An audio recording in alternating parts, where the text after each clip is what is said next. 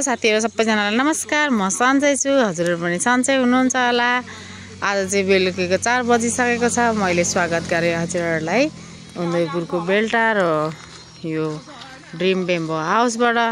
अहिले चाहिँ यहाँनिर सफा सुग्घर हुने काम अनि त्यसपछि पेडा पाक्ने काम हुँदैछ।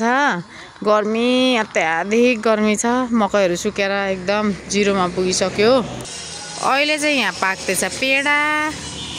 यहाँ ह्यान्डसम बोयले पेडा पकाउँदैछन् अनि अब चाहिँ 3 घण्टा लाग्छ यो पेडा पाक्नलाई। चाहिँ उसको काम चाहिँ पेडा घोटेको घोटै गर्ने अनि पाकेपछि देखाउँछु। हस्, यो चाहिँ मेरो dream bamboo house and sekuwa corner. यस्तै छ यहाँको भ्यू। गर्मी छ, हजुरहरु पनि चिसो चिसोको साथमा मासु आइटम खानेकुरा मिठो मिठो खाना मन पर्छ भने आउनुस्। एकदम भरपुर इन्जोय गर्न पाउनु हुनेछ।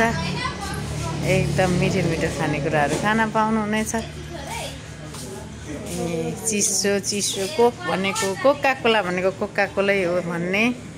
त्यसपछि हजुरहरुलाई खान मन पर्ने सामानहरु पाइन्छ। भित्र किचनमा चाहिँ सामान पाकिराछ, मिठो यम्मी यम्मी यिनीहरु खाइरहेका छन्। मेरो होटलको भित्रको अवस्था यस्तो छ है। हस् त, बाइ बाइ।